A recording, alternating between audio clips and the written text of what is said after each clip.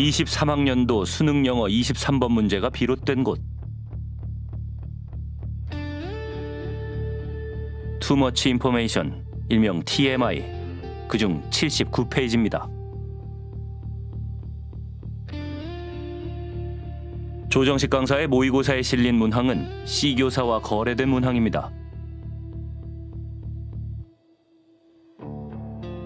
그런데 이 문항이 실렸던 곳이 또 있습니다. C교사와 친분 관계에 있는 B교사가 똑같은 지문으로 문항을 만들어 EBS 교재에 실었던 겁니다.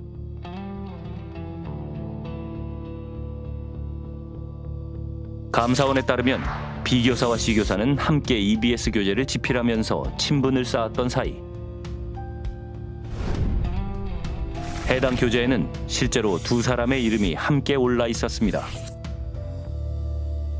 EBS를 집필하는 선생님들끼리 서로 친하게 되는 환경인가요? 친해지는 환경? 네, 엄청 친하죠. 친구 이상으로 친합니다. 왜요? 자기들끼리는 항상 그 그룹에 끼어야 되니까 거기서 침묵을 안 하면 그 다음 해 집필에서 빠져요. EBS 교재 집필 교사들. 그 명예 말고도 타이틀을 지속해야 할 이유가 또 있다고 합니다. 그전에는 원고료를 줬는데 원고료는 처음에 쓸 때만 받고 끝이에요. 근데 인세는 판매량이 늘어날수록 늘어나잖아요. 10% 인세를 주는 거니까 50만 보면 약 5억 정도 이상 됩니다. 인세가. 책 한 권에. 네. 그럼 그 책 5사람이 쓰면 한 사람당 1억씩 인세를 받는 거예요. 근데 그런 책을 한 권만 쓰냐? 한 해에 2-3권 써요. 그럼 그 사람 본봉이 5천도 안 되는데 인세가 2-3억 되잖아요. 이거 얼마나 매력적인. B교사가 집필한 EBS 교재의 감수를 맡았던 A교수. 그가 바로 수능 영어 23번 문항의 출제자였습니다. 수능 출제 A교수. EBS 교재 집필 B교사. 문항 거래 C교사. 세 사람은 모두 TMI 원서 전문을 보다가 해당 지문이 마음에 들어 문항을 만들었다는 똑같은 주장을 하고 있습니다. 영어 지문이란 거는 정말 어마어마하게 다양한 데서 가지고 올 수 있는 거잖아요. 저는 그거는 매우 심각하게 조사를 해봐야 된다고 생각하는 거거든요. 근데 만약에 진짜 그런 거래 없이 적중이 됐다면 그건 진짜 제가 봤을 때는 네, 소가 뒷걸음질 치다가 쥐 잡은 거랑 거의 확률이 똑같지 않나. 세 사람 모두 수많은 원서 중 TMI를 골라 200페이지 넘는 분량 중 79페이지를 고른 기막힌 우연. 제가 만약에 이 해리포터 책에서 130에서 150단어로 이루어진 지문을 뽑아요. 그리고 선생님이 똑같이 이 책으로 지문을 뽑아요. 이게 지금 330쪽 되는 책이거든요.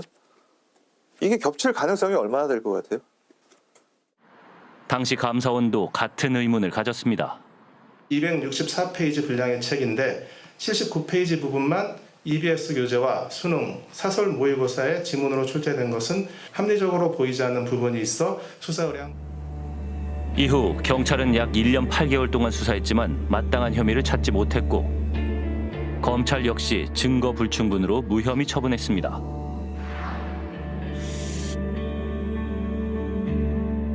말도 안 되는 우연이라고 저는 생각하는데 근데 진짜 밝혀진 게 없어서 저도 약간 황당했어요.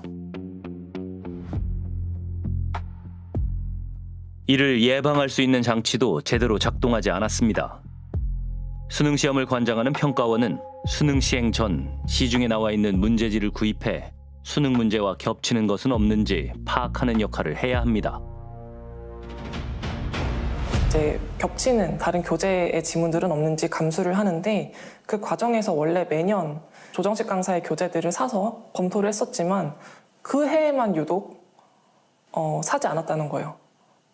그래서 거기서 검토해서 누락이 됐다. 그래서 정말 우연의 일치로 이런 결과가 나왔다. 2022년 9월 26일 구입할 모의고사 목록을 확정했는데 수능 당일까지 수시로 모의고사를 추가 구입할 수 있었지만 문제의 조정식 강사의 모의고사는 제외됐습니다.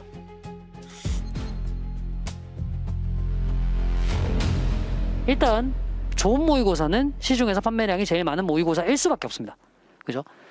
그리고 제 모의고사는 시중에서 제일 많이 팔리는 모의고사예요. 더 이상 얘기를 할 필요는 없을 것 같고.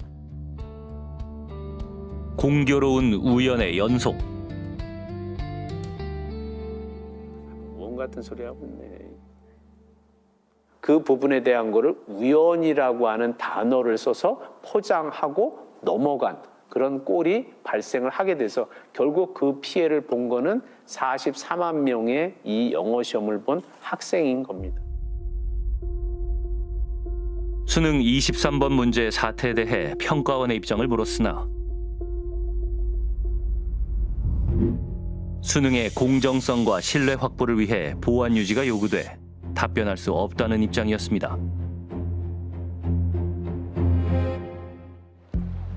노력하는 만큼 좋은 결과를 얻을 수 있다는 믿음. 그러나 그 믿음은 사교육을 거쳐야만 좋은 성적을 얻을 수 있다는 적중 신화 앞에서 흔들리고 있습니다. 이 과열된 경쟁 구조를 선뜻 긍정하는 사람은 많지 않을 겁니다. 근데 사교육 강사들은 그 상황에서 어떻게 접근하냐면 사교육자들은 너희들 불안하지? 근데 그 불안 해결할 수 있는 비결이 여기 있어 라고 마케팅을 해요. 내 수업을 들으면 그 비결이 있어. 그리고 실제로 문항 거래와 같은 유착을 통해서 비결 아닌 비결을 가지고 있는 경우도 있어요. 이런 구조 아래서 부모들이 도덕적으로 저 너무 큰 문제가 있는데 라고 판단을 할 수 있겠죠. 그런데 너무나 절대적 가치인 입시 아래에서 그런 판단이 흔들릴 수 있는 확률은 굉장히 높거든요. 내가 멈추면 남이 앞선다는 불안 속에서 사람들은 다시 사교육 시장으로 향합니다. 제가 초등학교 1학년 때 분당에 살다가 이제 대치동적으로 이사를 온 건데 그때 제가 엄마한테 여쭤봤었어요. 우리 이사 왜 가? 이렇게 물어봤더니 엄마가 크면 알게 돼 이러셨거든요. 크니까 알게 되더라고요. 아, 이런 학원, 이런 정보, 이런 뭐 주변 상황 이런 것들을 위해서 왔구나. 제가 대치동을 선택하진 않은 것 같아요.